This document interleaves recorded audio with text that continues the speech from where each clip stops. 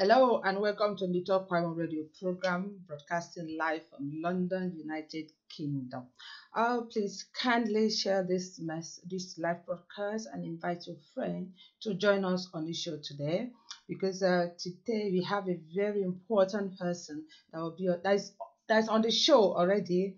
So we'll be talking to him about legal issue in Akwa Ibom, not only in Akwa Ibom state in Nigeria, or maybe if you have something else legal aspect you want to find out about today, we have somebody that is fully loaded with that knowledge to tell you or to answer your question today.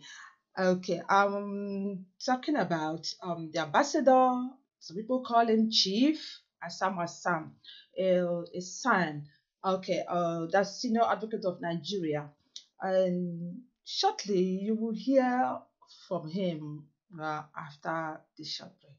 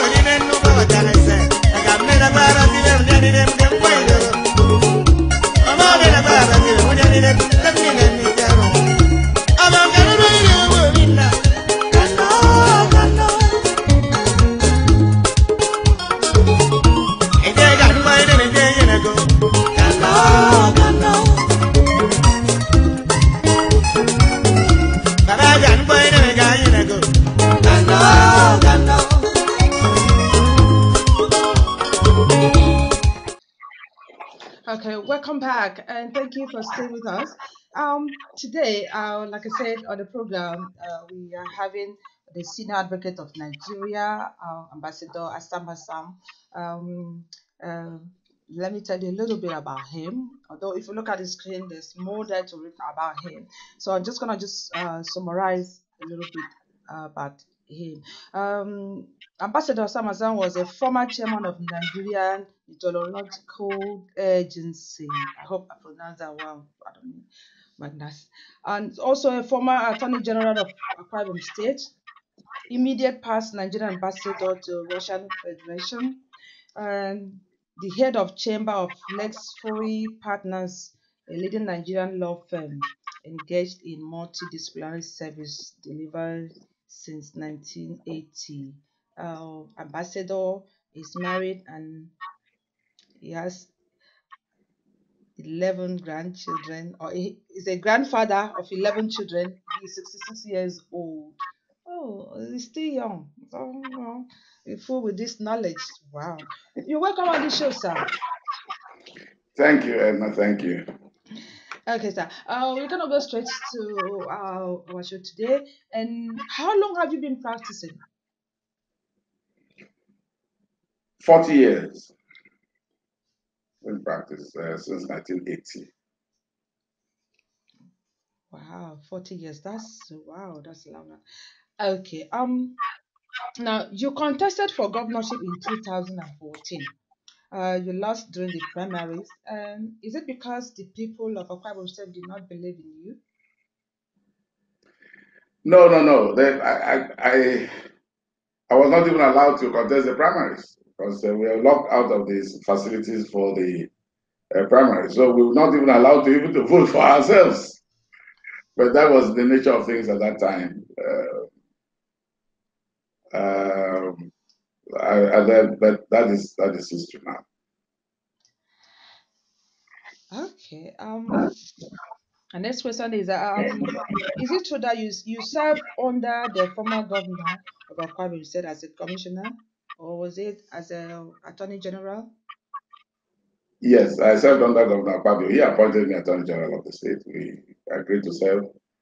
And I was there for as long as it was convenient. And after 11 months, um, the president appointed me ambassador to Russia, and I had to leave the post. Okay. During that few months that you were there, was it anything you can remember that you changed in Akwa Ibom State using your office at that time? Well, I set out to change a lot of things, but the time was very short. But for the period I was there, I needed to re-establish the confidence of the staff in the ministry, engage them in serious manpower training and development. I sent a large number of them abroad to various institutions of advanced legal training, and they returned to be better lawyers. And I'm happy that it is reverberating everywhere that they did well, and they are also doing very well in practice now. I I changed the face of the Ministry of Justice because the premises of your work adds value to your work. You cannot be comfortable if your office is unkempt and untidy, and if you have to go downstairs 3 floors, flights of stairs to go to the bathroom each time you have to go there. So I changed all that, re-established, renovated the entire Ministry of Justice, provided electricity, um, built a completely new library, and created facilities for them to work with, and also provided vehicular transportation for staff of the ministry because they were under pressure at the time. And there was a lot of kidnapping prior to the time I became Attorney General. And these staff were prosecuting these kidnappers and armed robbers, and we needed to have them transport themselves to court and back from court in a secure manner. So I needed to have the vehicles, and I did. And for all this, I tell you, Governor Pablo was cooperated with me a lot to ensure that this was done. He never interfered with my work as Attorney General. And besides that, we commenced the serious prosecution of this criminality. And that brought an end to the era of kidnapping in Akwa Ibom. That is what I did. Okay, so thank God you took up that kidnapping because I was about to ask you a question about it. And there was a rumor that was going on then saying that you always stood as a chief negotiator um, during the kidnapping of one is it Mrs. Sammy Wang and Mrs. Tombush, the principal of ExxonMobil staff school in Ekate. They said the hostages were personally handed over to you after you negotiated with the kidnappers on the ransom, bringing from 1 million naira to 30 million naira. What do you have to say about this? This was a story published by Sahara Reporters, for which I lost confidence completely in Sahara Reporters. Firstly, Sana Wang's wife was kidnapped, and thereafter, Lashmi was kidnapped. Lashmi is my younger brother's wife. That Mrs. Tombush is my younger brother's wife. And I paid the ransom. I did the negotiation to release my sister-in-law. I don't know who else could have done it. And then because Mrs. Tombush and Mrs. Ewan were in the same location, they were held in the same room. They were released at the same time. And I went from Uyo to Eket to go and pick up the ladies in the house of my friend, where they had run to after being released and left on the streets in the night. And they arranged to take Mrs. Ewan back to the house and then took my sister-in-law to my house. So I couldn't imagine anybody telling such a story. But you see, this is our country, and anybody who cares to know me. I am not involved in such rubbish. Can't be involved in such nonsense. So I pity, like now the chief of the Sahara Reporters is being held for planning a revolution in the country. I'm sure he's very happy about the story. Now that he is being held for what he thinks, some people think he may have done. I'm sure he's happy about it. So it was a story which I took umbrage, but I decided it was not time for me to proceed with that. I just left the issues and went about my way. I didn't want to revisit those issues because of the pain I suffered and because of the gruesomeness of the attack on my family. Are you saying that because of this issue that you couldn't pass or you couldn't even vote for yourself during the primary election when you were contesting for governorship of Ibom State? No, no, no, no, no, no, no, no, no. It had nothing to do with the politics. Everybody knew the story was false. Anybody who cared outside that newspaper, you could read it anywhere else. Everybody knew the story was false. So, and it was even, in fact, you can imagine that it was after that that the governor of the state appointed me attorney general of the state. You think the state security service could have cleared me? They were negotiating. The state security service was working with me for the release of my sister-in-law, and they knew what I went through. So you think they could have cleared me for appointment to a position like an ambassador of a country to another country if I had been involved in such an act? So I didn't want to bother myself, but I left it, and now Shower is paying his price. Yeah, because there are some people that want to have an opportunity to hear from you about this particular issue because that question was sent to me by one of the people that heard that you were going to come on the show. So he said I should ask you that question. I hope the person is listening Well, to you. they should be listening. I Yeah, they are mean, listening. Lashmi is here with me. I wish she was here. She's here with me in New York. She's living with me. My brother left her and 3 children, and looking after them is such such a problem to have her kidnapped. And what did they expect me to do?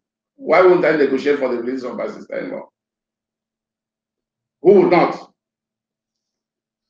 But you have to forgive those. Yeah, no.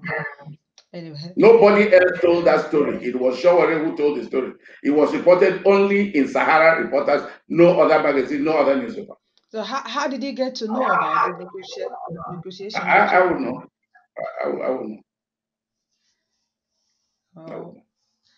okay. We're gonna move forward because we don't intend to keep you too long. We have a lot of things here you need to talk to us about. Now the recent issue.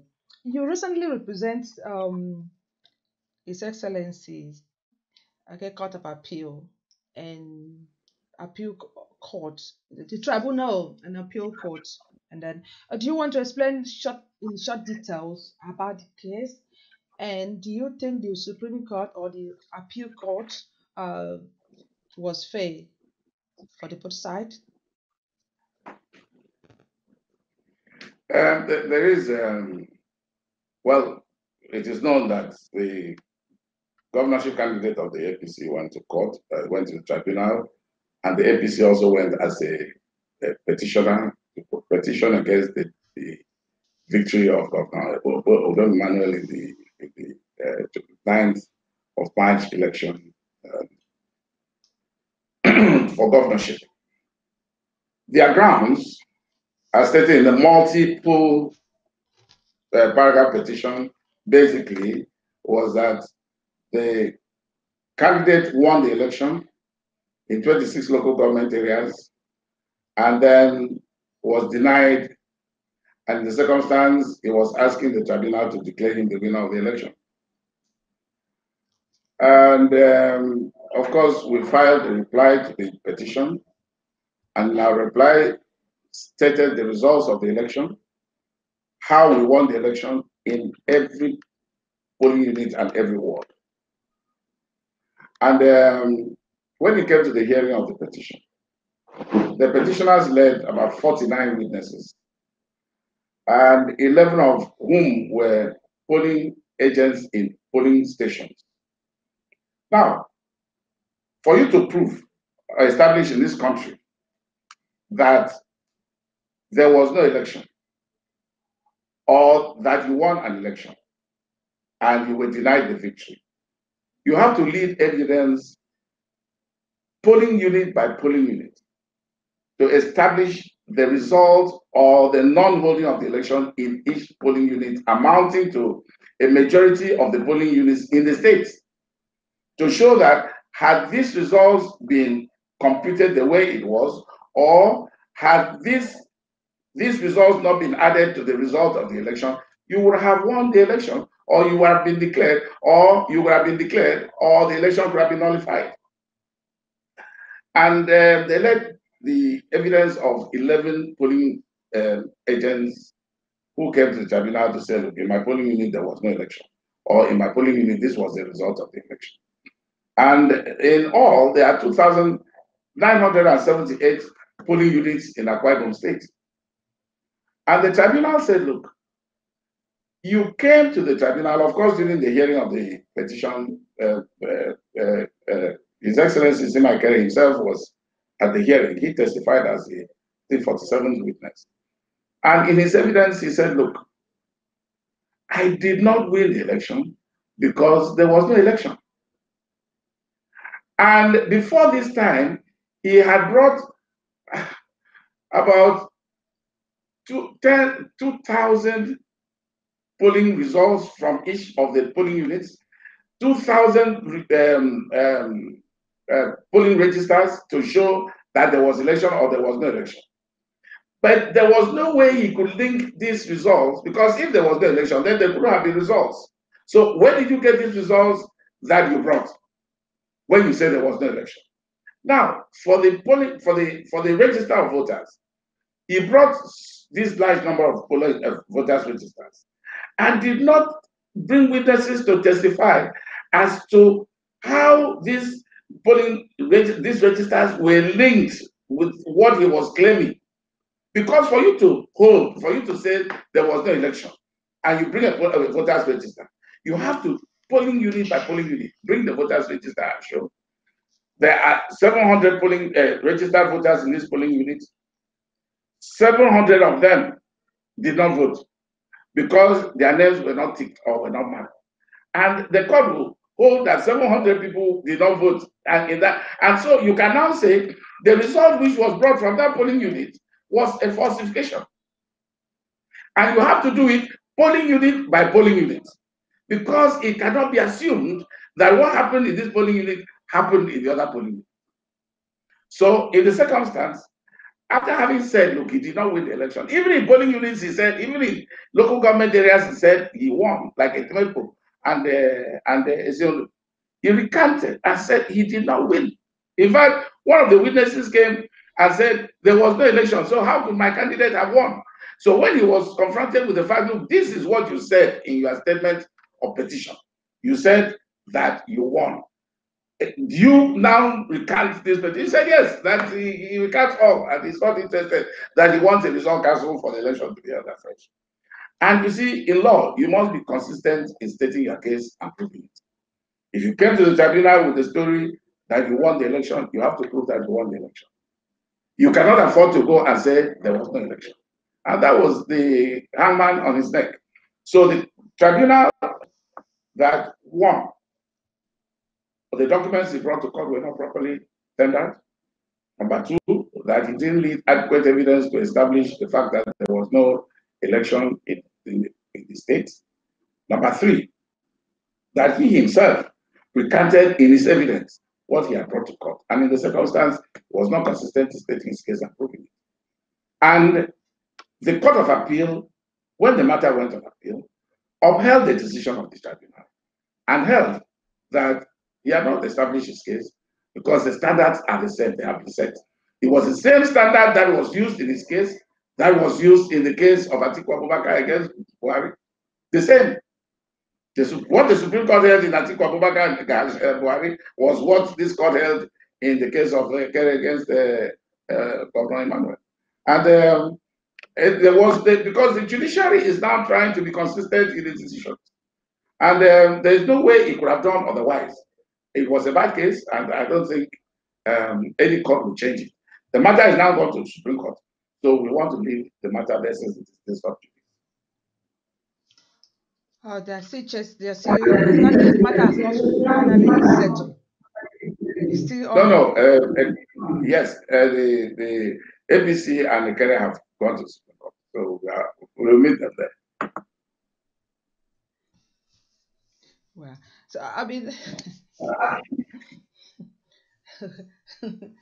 oh God. Now, okay, as an indigenous of Akwa states, this one not as a lawyer, as somebody who comes from Akwa state. Do you think this present government is really doing well for the common people of Akwa state, for them to have merited that vote that time? For them to have merited what? The election? The vote, though, because for what you said that His Excellency, you don't remember, really won the election for all that you've just said now. Oh, yes. So do you think he has done enough that to have the people voting no win that election? For what you've seen. Now you're talking I want to talk as a normal Akwa person, not in the legal way. Yes. Yes, I'm not talking here as a politician. I may be one, but I'm not going to talk like a politician. I'm talking like a grandfather of 11 Akwa Ibom children. Now, where we were, because we have to start about the beginning, where this government took over from to now has been a very difficult era. We're owing a lot in debts, a lot. And there were a lot of misconceptions, a lot of misrepresentations, and there were a lot of issues, credibility issues, and so on. And Dr. Emmanuel has tried to balance this against the normal run of politics in the state. It has not been the easiest thing. Each time I sit back and look at him, I say to myself, if I was the governor of the state, maybe I could have scattered the state. Believe me. But he has done well to try to keep the state together. It is not an easy place. Akwa Ibom is not an easy place to run. Whoever thinks it is, let him go and wait. When it comes to his turn, let him go and run and see how it is. So, Dr. Emmanuel has concentrated on development, investment, infrastructure development. And is doing a lot to create opportunities for our people to do investments. You see, it is not enough for people to claim that building, any fellow can build roads. Believe me, I don't see that as an issue. Any fellow can pay salaries. But it is not, it is a thinker who can create opportunity for people to make money for the future. This oil we are sitting on today will finish. In the future, it will finish. And it is not going to take a long time.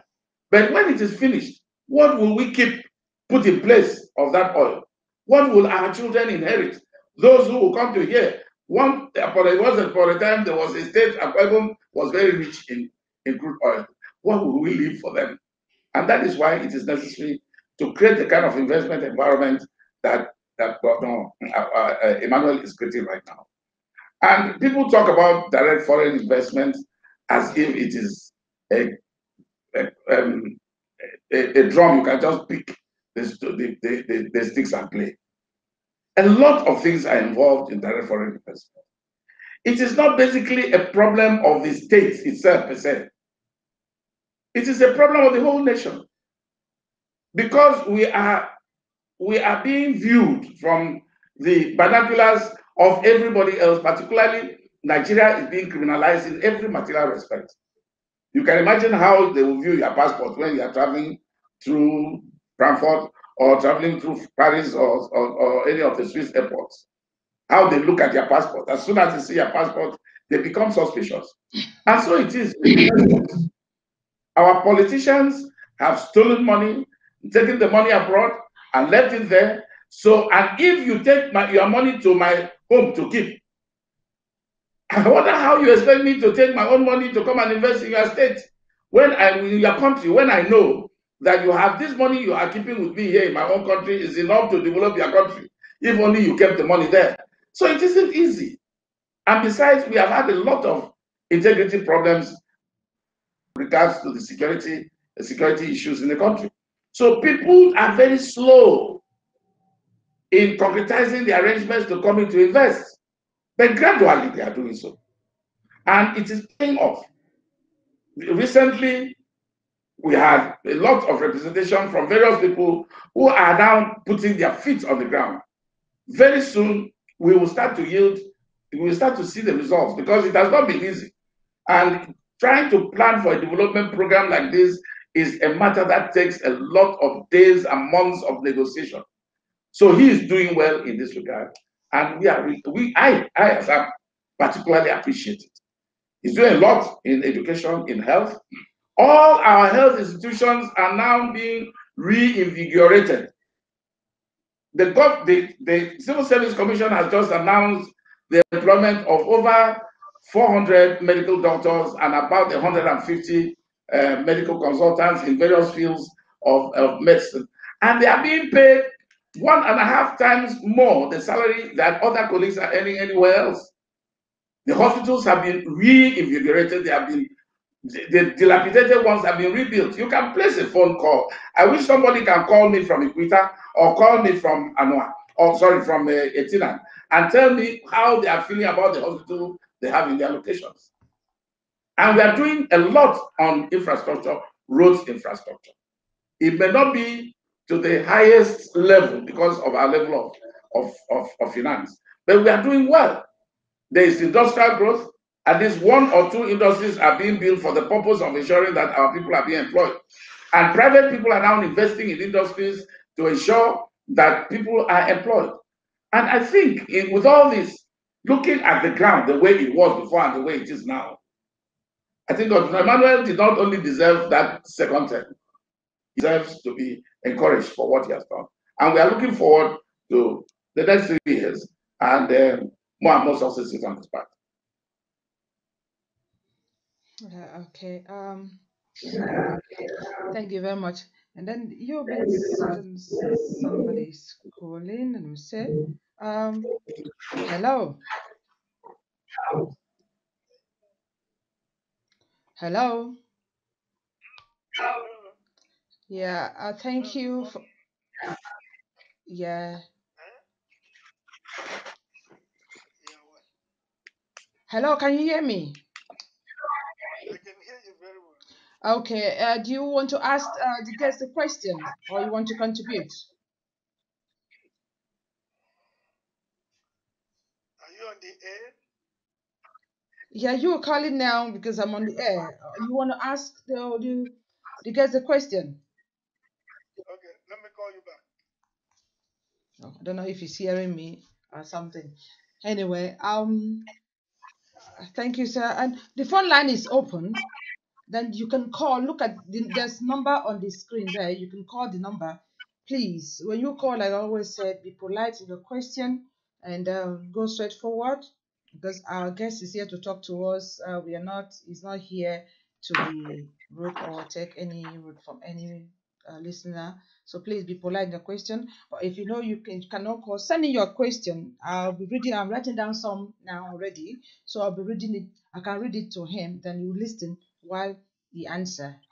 Thank you. The numbers are on the screen. Then you can pick up there and call. Because when you call, when I put you on hold, just wait in case someone else is already online. Okay. So I want to ask you again. Uh, do you only advocate for high-profile people in the authority? No, incidentally, my practice is a multifaceted practice. I have a large number of clientele who I work for pro bono. I don't charge any fee at all. And those cases, I do them myself. I don't send anybody. Cases for certain level of people who cannot afford to pay fees, I do them myself because I believe that my thinking is that I have a duty to give back to society the love, the care, the training, the attention that society has given to me. If I did not have people to encourage me, I would never have been where I am today. So I owe that to society. And I do give it in one way or the other that I can. So are you saying that if you see a high-profile man, like for example, all these big politicians with their pocket loaded with money, and they have a case with a poor person, and then they say they will offer you that money, you should stand and maybe try to turn things down, to for the case to be against the poor. Do you think you will reject the money and stand for the truth for the poor who will not give you Let me tell, nothing? let me tell, let me tell you, Emma, my reputation does not allow people to come to me with such stories. Nobody does. Nobody can come to me and ask me to suppress a poor man. That person doesn't exist. I'm saying this, and I want some persons to now call in to say, no, no, no, no, no, that's not true, Assam. So this is what you did. So this is what you did. No, it's not possible. Well, you guys, somebody asked that question, so I'm asking. You guys can, Well, you are listening now. if he wants to bring me, and he's loaded, I'm welcome. He can come and talk to me, but he must not be to oppress anybody. I don't do any such thing. Okay. So this question was sent by the lady that had a problem, as I think a month ago in Akwa Ibom, asked me to ask you. Because he said, looking back the day when you started practicing as a lawyer to this level you are now, the way things were done then and now. And then there was a case of this lady who said this environmental law enforcement just pick her up on the street because she was using her phone to take pictures of what they were doing. And they took her to court. There was no magistrate, and they just brought her some paper from nowhere and then just take her straight to the prison, and then they put them there, then lock her up there. And how do you see the level of I would say law or judicial activity or whatever they call it in the Akwa Ibom state and things like this, where magistrate doesn't sit, but he only sign those paper and keep them, so he can sleep in his house or her house anytime. So when they take anybody there on a suspect, they will just take the paper and then just fill it and then send the person to the prison. How do you feel about such thing happening in a Ibom where we have somebody like you? Well, what I can assure you that I heard that story, and first of all, I didn't believe it because it is absolutely impossible for a magistrate to sign papers, stay in her house, sign papers, or his house, sign papers, and keep whenever a person is Yeah, the arrested, they day take was him on the and go and show because we invited her to come and say it herself. So she came in, she said it herself. She was on the show. If I knew if I was ever briefed, if I was any story was ever told, either I report to the bar association or to or somebody contacted me, because I think I heard this story at the time we were at the tribunal. We were quite busy from morning to night every day. I think it was one of my juniors who told me the story. In fact, she told me two stories. One about this and another about a lawyer who was incarcerated in Calabar because he dared to challenge a magistrate in court. I could have made a proper report to the chief judge of the state and ask for an investigation, because that would be terrible. The person will be acting completely against, in fact, 360 degrees against his oath of office. And that person will have no business being a magistrate from that day on. I can tell you. But I don't think the person followed the story, just decided to be sensational about it. If he had gone to a proper counsel, asked for a proper representation, and made a report about this, and that was proven that she took photographs, and then she was arrested. Maybe she's a journalist, a photojournalist, or whatever. Nothing stops anybody from taking photographs in the country. There is no place that is declared a security area, except maybe there's a facility that is declared a security area. Otherwise, I don't see where environmental sanitation people work. And recently I heard the head of that organization had been removed. So maybe it is not unconnected with a thing like this. But I do not think that the young lady or whoever it was followed through with the process, because it is not enough to say, no, Assam, you are there. And you go and you will not act without a brief. You must be given instructions. And it doesn't matter whether I charge a fee or not. At that point, I can say, look, I'm not charging you a fee. I want to act for you pro bono, but I have to follow this too. And it could have been possible if any civilian lawyer was contacted in that regard. I am certain something could have been done about it. Even now, as we speak, because time does not run against such issues. Okay, because like the lady, she's telling me she's only the breadwinner of the family. She doesn't have nobody. She's the only one. Maybe she was scared to even approach anybody or to take this matter forward.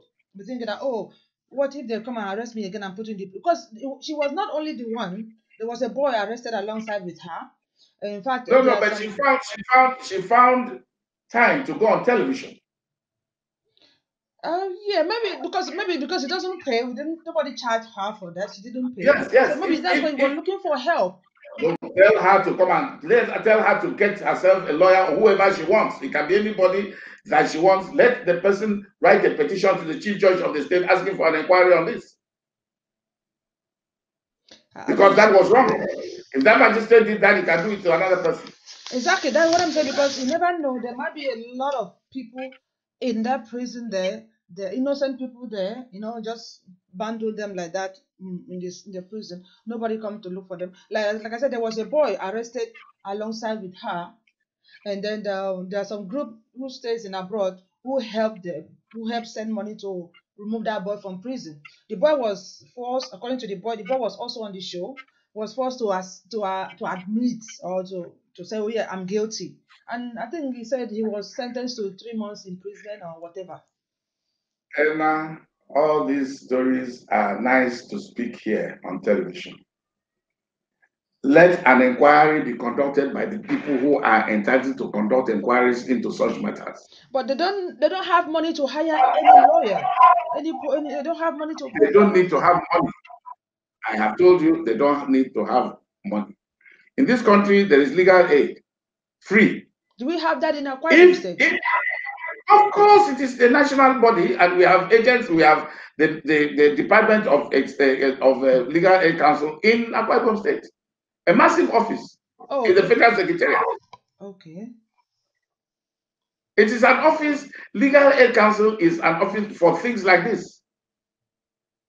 All she needs to do is walk into the place. If she doesn't have money to brief a lawyer, and I am telling you, as we speak, there is no community in this state that does not have one lawyer you can talk to free of charge. There is not one. If you don't know one, your friend knows one. We are not living in, lawyers don't live in the earth, they live in society. They are there in your church, they are there, the wife may be working in your school, and you know somebody. She went to school. There is no way she would not know somebody she can talk to. It's a lot easier, a lot more complicated to work onto television than to talk to a lawyer in this country. Every family has one. She has one from her home. I think maybe why she decided to go on television and be talking was maybe she was looking for help. I mean, wanted people to hear what happened to her, so that help It can does come not to solve her. it does not solve the problem, Edna. It doesn't solve the problem for people to hear. As soon as people hear, they say, well, look, these people are crazy, look, forget them. If she wants something done, then she has to take an action, make a report, and subscribe to a petition to the chief judge of the state, and be ready to go and testify against the magistrate who locked her up. We just don't. This is unfortunate, but this is what happens most of the time. People rather go to complain than do something about the problem. Yeah. Okay. Another question comes in here. They want me to ask you if you can enlighten the public about the fundamental human rights. Well, that is the that is Somebody ask you that that is question. like that's a very large question. I don't know what aspects of fundamental rights, but let me make it very brief. The Constitution in Chapter 4, the 1999 Constitution in Chapter 4, sets up a set of rights which are fundamental, which are natural. They are inherent to you by virtue of the fact that you are a human being living in society. Right to life, right to association, right to free speech, right to property, right to family, right to a lot of things that are fundamental to you, and that these rights shall not be taken away from you except it is in compliance with the provisions of the Constitution. For instance, you have a right to life, but if you murder somebody and you are judged guilty of that murder, that right will be taken away because you are going to suffer the punishment for murder. So that is the only condition under which those things. Nobody shall take your property except under a right to acquire it for purposes of public service. And even then, you will be paid compensation. You are entitled to be able to associate with whoever you want without any hindrance. You are entitled to make statements that are within the purview of statements that you can make as human. Don't ask about hate speech. So these are basic rights which you will have as a human being. Now, if these rights are infringed, that same constitution makes provisions for how you can enforce the infringement of your rights and makes provisions for courts you can go to and the conditions under which you can go to those courts for the enforcement of those rights. As much as possible, that is what the fundamental rights means. Okay. The sis sending me. I was trying to copy some of the question. Okay. Somebody said to ask you. Looking back 10 years ago, do you think the Kwabam state has improved on equal rights? Yes, it has. Quite has improved tremendously, but this is even a matter of improving. We have never really had serious problem of equal rights in Akwa Ibom State. From the beginning, if you are talking about gender issues now, because I presume when you say equality, you are talking about gender issues. women have always had their very, very fair share of particularly public offices in the state. And the government of Akwa Ibom from the days of Chief Victor had never discriminated against women in their rights to hold public offices. Women, there have been more women as head of civil service in this state, managing the civil service. We have had secretaries to government of Akwa Ibom State. Well, there was a woman who was secretary to the government of the state. Accountant general, we have commissioners, we have public office holders, we have ministers, we have senators who have been women, we have members of National Assembly, and of course, state houses of assembly. So we have never discriminated against our women. In fact, I think we have done very well in asking our women to hold public offices and supporting them. We have never discriminated. We have done well as far Okay, as sir. this is what I say. We have one caller here on the line. Let's see. Hello. Hello. Good evening. Good evening. Do you have a question for Chief today? Yes, I have a question. My name is Samuel Peter from Akwa Ibom State here in New York. Okay. Actually, I want to ask a question and make a recommendation concerning the case that Miss Mary Ekere, a journalist working with one of those newspapers in Akwa Ibom State, was beaten at Plaza because of the fact that she took a photo shot of the environmental people. Actually, it is quite an uncalled for situation that happened. In fact, I describe such a situation as an inconsequential. Okay, let's assume that the government of Akwa Ibom State had arrested that particular situation. The phone that the lady used to snap the picture was completely destroyed. And even when the governor, His Excellency Governor Emmanuel, intervened, they sent the Attorney General and Commissioner for Justice, Barrister Wemidi Monwoku, to arrest the situation. Yet, why the situation was arrested? The governor, through the Attorney General, promised that a new phone will be given to that girl, and a ransom of an unknown amount will be paid to that girl.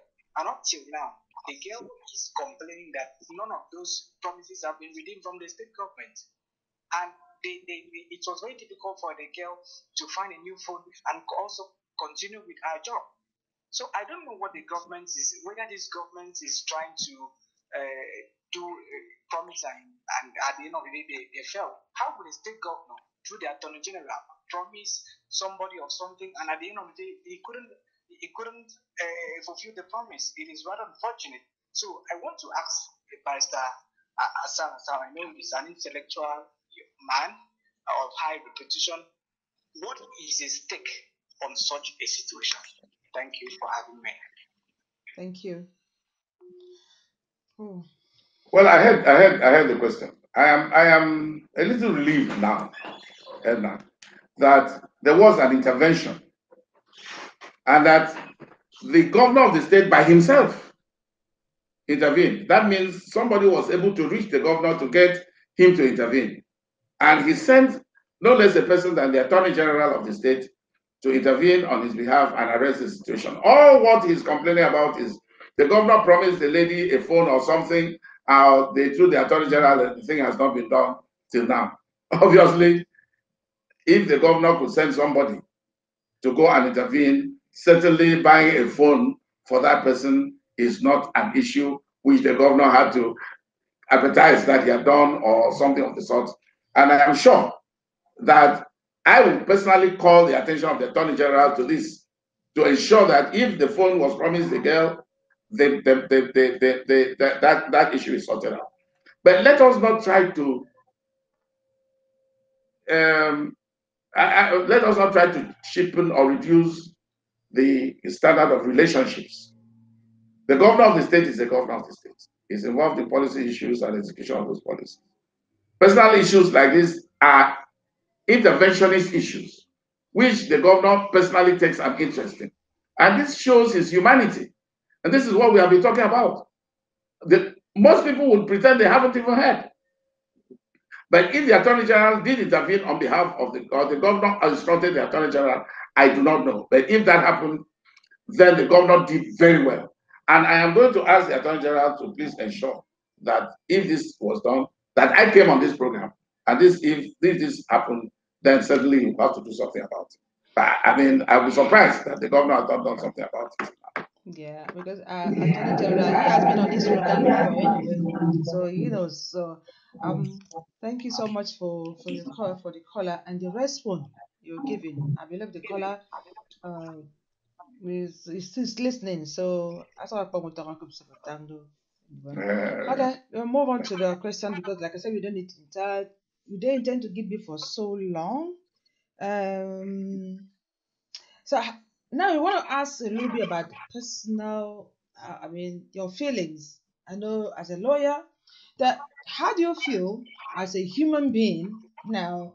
No, no, you have personal feelings. As a human being defending someone in court, you truly know is guilty of a crime. um, the the person who is to adjudge a person guilty of a crime does not defend him. That person is called the judge. Your responsibility as a lawyer is to plead the cause of your client. And of course, you will not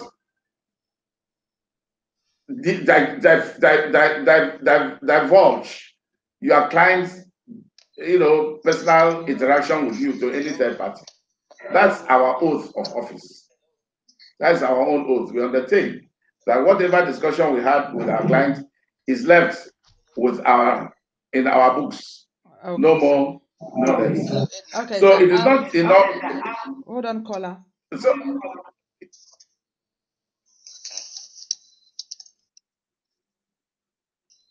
yes. Okay, okay, sir. Okay, that means let's take the call then. Hello, hello, caller. Hello. Yes, you're on the group. Yeah, I can hear you. Can you go ahead? Do you have a question for the chief today, or I appreciate Chief Assam. Chief Assam is one of the legal guru we have in Nigeria and Akwa State. I like the way he addresses some legal issues in the state and the nation. So I think I give it to him as the best man in the job. He has all the criteria, but I want him to do is that he should advise those people in government on he should also lend his voice on those people in government to respect legal issue, because if you look at the Nigerian system of government, people are so adamant to the rule of law, starting from the president. They don't obey court order because the very point, the very blood line that keeps us as a nation is the rule of law. But you see that if the certain people in authority seek to abuse the rule of law, orders of the court, decisions from the court, they seek to abuse it. And starting from the president, whereby several court orders he has not obeyed any. And particularly in Akwa State, where he hails from, he should try to see how he lends his voice towards advising those who are in authority of power within the confines of power to see how they can maintain the rule of law. Especially what happened to a journalist by Prince Ikam. What if that girl was not a journalist? We all wonder what would have happened to him. And there are several people who have been dumped in the prison just by people who are in government. They feel that they control everything. So you should be able to Chief Assam should be able to advise those people in government to see other people, other Nigerians, other Bible as their own,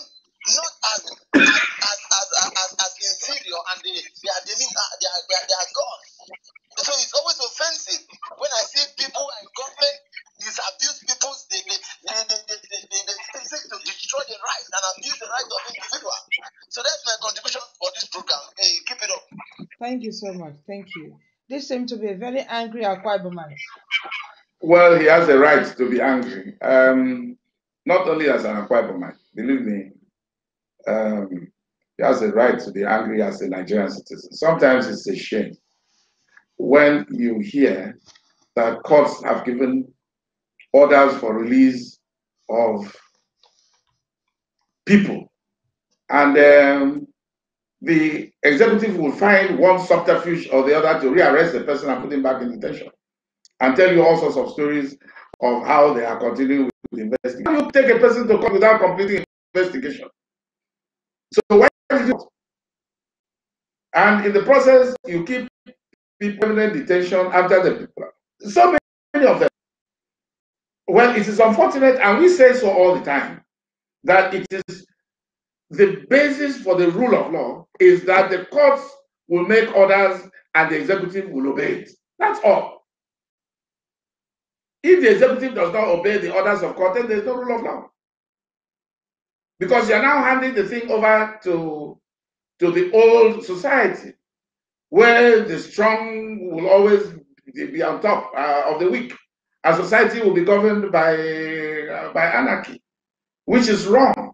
The rule of law is the only basis because of a civilized society, because everybody is sure that when he goes to court, an order is made against whoever is strong, that person will obey that order. So he keeps his cool and goes to court and does not carry a machete. So that is the issue. And when you come into a situation, the society comes into a situation where orders of court are not being obeyed, people are kept in perpetual custody, it is a very unfortunate thing, and it is very, very sad. Well, he is saying, look, Chief Assam, advise those in power, advise those in government. It is not as easy as that. Advice is advice. The problem is you don't have a method of enforcing what you are asking them to do, because you are only advising. And if you advise and the advice is not taken, what do? We do advise. We write letters. We go to court. We advocate for our clients, asking them to be released from detentions. They never get released. Where do you go? You go to ECOWAS court. Where do you go? I am an advocate of the fact that ordinary Nigerians are being defined by these things that our government do, that our people in the diaspora, sometimes people, have like a small group of people who go smuggling drugs into other countries, who commit internet crimes in other countries. It's all this to classify us as criminals. And I am saying that there are 210 million Nigerians doing very well. Those people who are doing these things cannot be our image. They are representing. We are a happy, peace-loving, hard-working, intellectual group of people. Almost every intellectual establishment in the whole world has a Nigerian inside. And now you are sitting in London there doing what you are doing now. Society is proud of you. And you are the type of people whose actions should define what we are. A hard-working group of people who are intellectually inclined. You know how much we cherish education. You know how much we cherish our children. You know how much we cherish their upbringing. We know how much we cherish, to the extent that if a mother is the mother of a medical doctor, he is not called by his name. He is called by her name. She is called Mama Doctor. To show how we cherish that class of people. So I think the problem we have in Nigeria is that we have allowed this group of people and this kind of acts of government to intimidate us, overwhelm us, and make the international community look at us as people who are devoid of any form of sincerity, integrity, and empathy. That's the problem we have. But I am sure that the way we are fighting it, we will eventually get there. The unfortunate thing is that we don't have serious party in opposition, any seriousness in opposition. That's the problem we have. If we had, these things could have been portrayed more, not by the newspapers, but by the other political parties. by the opposition, because it's also in this country, we have opposition party here, and yeah, it's true. Okay. The Another opposition question I party want to is ask. not. But I agree that we have opposition parties, but opposition parties are not doing what they need to do. Look at what is happening in England. Until the manifestos were put on the table, the Conservatives put their manifesto, the Liberal Democrats put their manifesto, the Labour Party put their manifesto on the table. That is when the slogan started. Now the campaigns begin. In this country, you have no manifesto, none, and campaigns are every day. So what are we really? On whose side are we? That's why people move political parties, because there is no consciousness of which group you ought to belong to. So we cannot fight impunity, and if we cannot fight impunity in a very legitimate way, then we are not encouraging the growth of the rule of law. But you said talk about the opposition party in Akwa State. There was a time, I think some group of media, they organized some like debates. So these people didn't turn up. I think His Excellency turning down, the opposition to turning down. No, I think the opposition, they were ready to come because His Excellency turned it down. So the opposition party leader said, "Oh, what's the point of him going?" Who was going to talk for the opposition? Sima Ekere, of I tell you course. why. I tell you why I asked that question. Because for all the time that I know, for all the 4 years that Governor Dom Emmanuel was governor, Sima Ekere never recognized him as the governor of the state. So why was the governor going to sit with him to discuss what? At least it would have been for the sake of the people of Akwa Ibom State to hear from him. The people of Akwa Ibom know Governor Dom Emmanuel. They didn't need to watch him in the debate. And how many people were going to the debate in a town hall meeting? How many people would be there? That's why we said go to the field. And that is why he went to every nook and cranny of the state campaigning. And that is when the people met him and they knew him, they shook his hand. They felt his pulse. They listened, they saw tears in his eyes, they saw sweat on his forehead. That is how to campaign, not sitting in the media room. We are not living in England where the weather may be inclement and you decide that you have to stay inside the room to discuss. Here in Nigeria, we have the atmosphere is good, you can go out and campaign, and that's what we did. Okay. Okay. Do you enjoy being a lawyer? And what makes you different from other? Well, I don't know what makes me different, but I tell you, I don't know what I could have been without if I was not a lawyer. I would be a very bad businessman, and perhaps I could have been an engineer, which was my passion before my father insisted I should be a lawyer. But I enjoy being a lawyer. I really enjoy it. It gives me an opportunity to express my views, to represent people, to talk on behalf of the people who do not have voices, to talk on behalf of people who are pained, to feel their pain, and also share with them the circumstances of their lives. Very interesting. Okay. Do you intend to contest for any position in Akwa in Look at future? my head. Look at my head. I want younger people to go into government. Oh, Younger really? younger people who have more energy, younger people who have more vision, better vision than I do. And in a short while, we may not be able to properly represent that group because the world is so fast changing that you need to have people who can cope with it. But we are there to advise them and to steer the middle course and perhaps add one or two parts of history to enable them learn from the past. Otherwise, I do not intend to contest election for any office. In fact, this may interest you.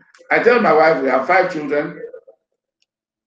If you want to be the head of the family, just tell me. So if it has to be put to a vote, I will vote for you. So you don't need to contest. I'll just make you the head of the family. I will never contest an election in my life anymore. Wow. Wow. Oh, okay. Well, Before. that is to say that all is not about politics. There's a lot of things to be done there in service to humanity outside politics, outside contesting elections. Any office to which government find able to perform and they ask me, look, Assam, come and help here, help there, I will do. There's no doubt about it. But to come out to contest an election because I want to vie for public office is not the thing I want to do at this point in my life. So what about an appointment? If they want to appoint you to like a commissioner or back to the former office that you were before? No. I will not accept an appointment of that nature in the state because I think even in the community I come from, if I was to be nominated to sit in the executive council, perhaps I have 100 people I could nominate in my place. Who would be better? Who would be better? I can always add my voice at the background. But if it is a national appointment, provided it is not an appointment that I have to sit on a day-to-day basis waiting for the president to come from the airport and so on and so forth, I certainly will not accept an appointment at this point. But to sit on the board, chair an event, manage a crisis, those are issues I will do. Okay, that's very interesting today. And before you go, please do not call again because the time is this is what always happens. Before you go, sir, do you want to say something to the Kwabon people, both home and abroad? Yes, I want to. Yes, Nyatan. Ndị ọkụkọ ọzọ mmadụ biko mkpeta anyị kọrọ kere wegbu iko n'afọ but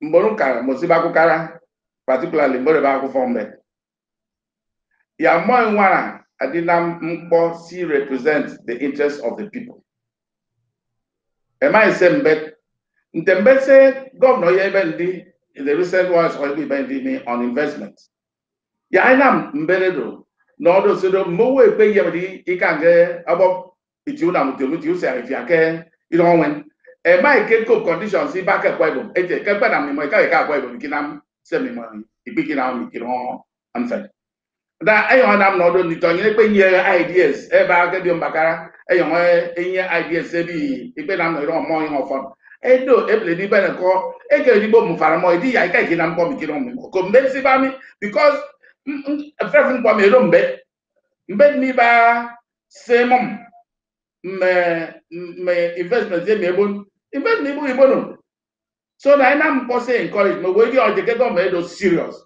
ke di nam no mo we ebe ko mo di sin ke ilong ina de ya mbonye yo ye mo son enwa di encourage ya enwa e di encourage dan ko from be about restructuring I am in the oge dan betan ko ado possible after we did the also restructuring.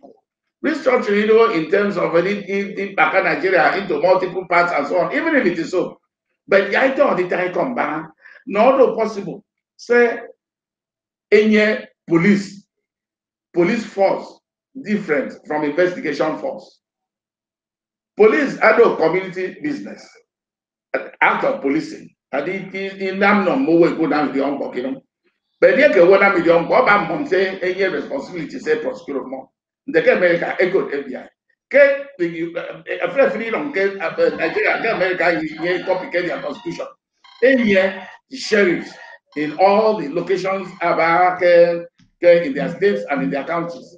So you have a police force in the state, any investigation facilities at the center.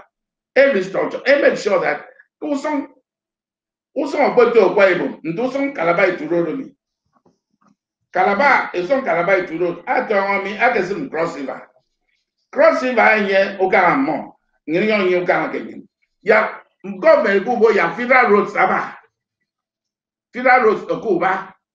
Ebe and boy bebe federal government bebe edi on some of the to mama we don't. Ebe no state government kem mo wo Akwa Ibom, moro Akwa Ibom. Esa usong mi do moro sanu, do moro Yoruba. Moro Akwa Ibom esa usong. Usong mi everybody know him.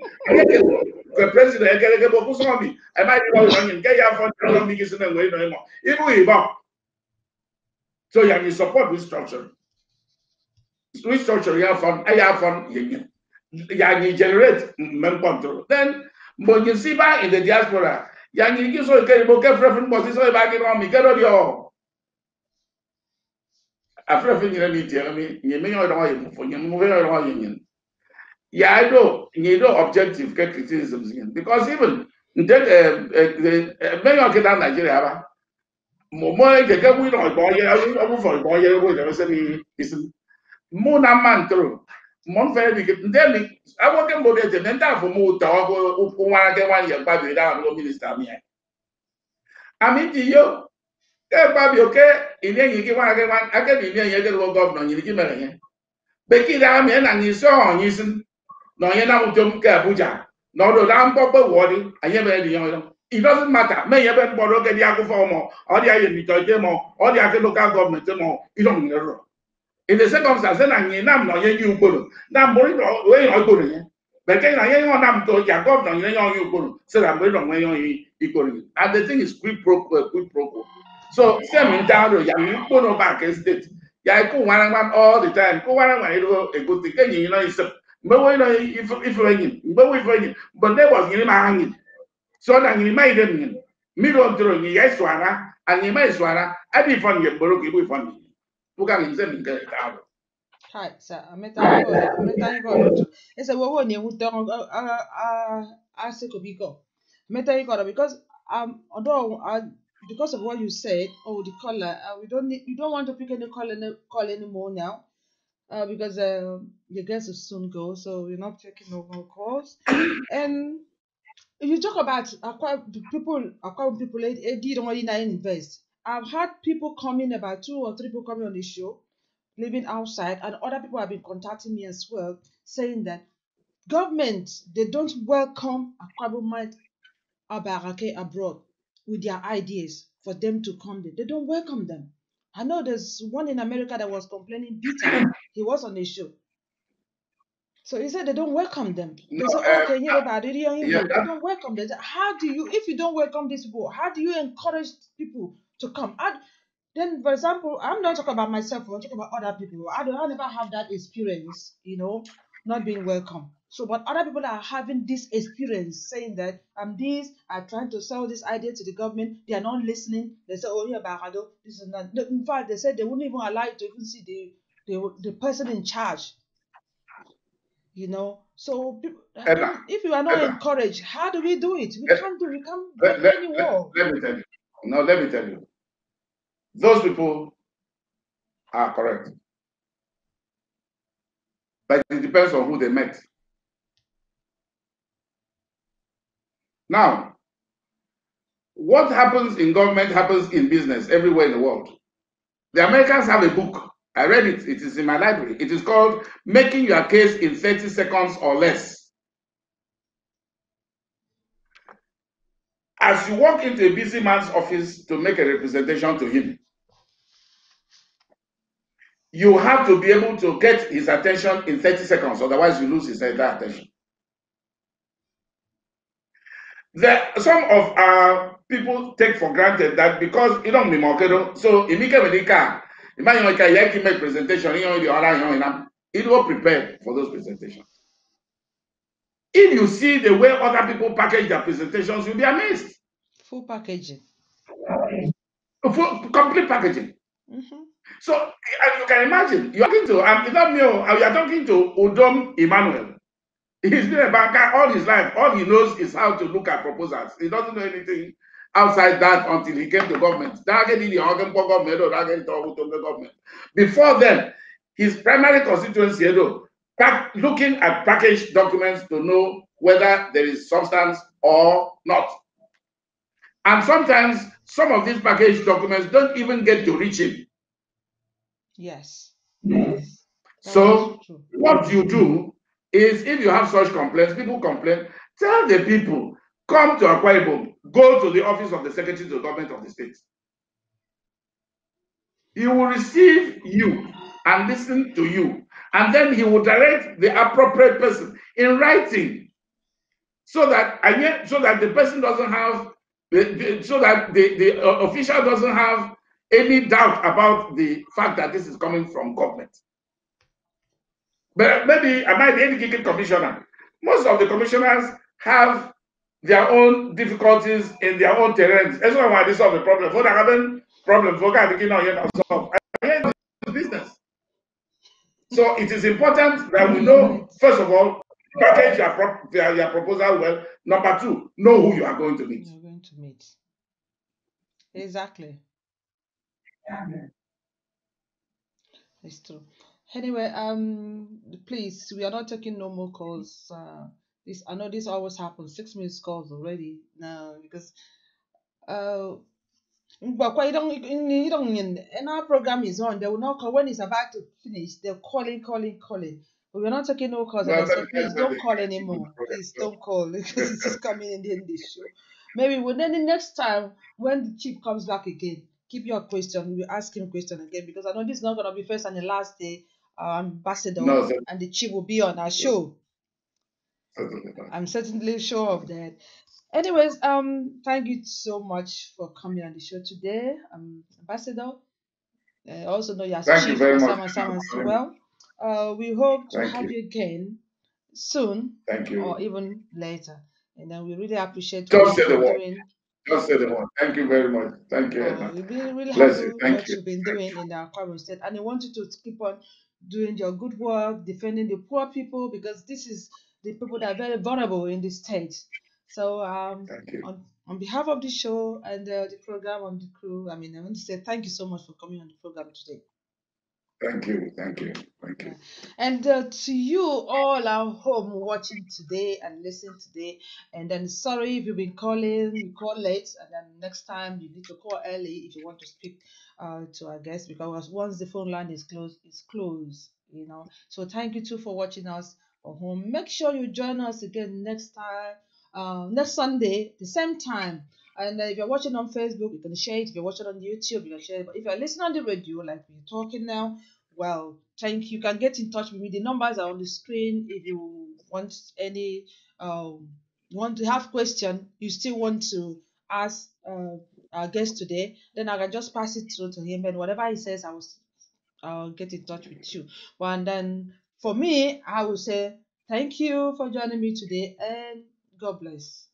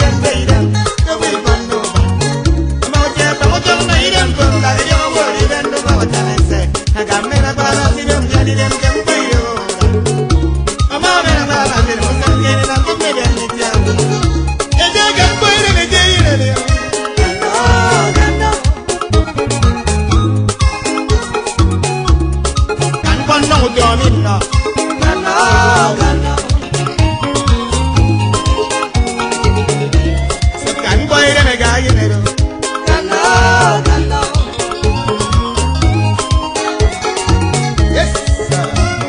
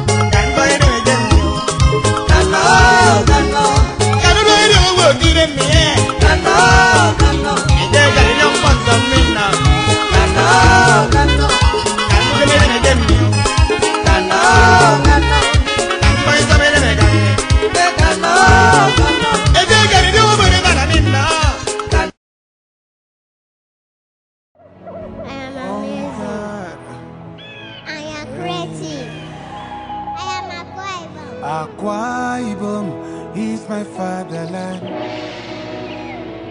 God bless Akwa Ibom and every woman. We are beautiful people. The sun is rising, the land is peaceful. It's so amazing that I can see. Akwa Ibom is my fatherland. God bless Akwa Ibom and every woman. We are beautiful people. The sun is rising, the land is peaceful. It's so amazing that I can see. I want you to know, yeah. Oh, say, I am the future, yeah. Yeah. I'm not ashamed.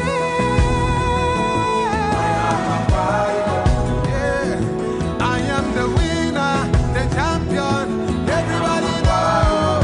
Yeah. I am a warrior, fearless. Yeah. I am the greatest, the strongest, the finest. Yeah. Yeah. I am so peaceful, wonderful. Yeah. Oh, I am creative, intelligent. Yeah. I am supernatural. I am beautiful. Akwa Ibom is my fatherland. Oh, God bless Akwa Ibom and every woman, every child. We are beautiful people. Oh yeah, the sun is rising, the city is colorful. It's so amazing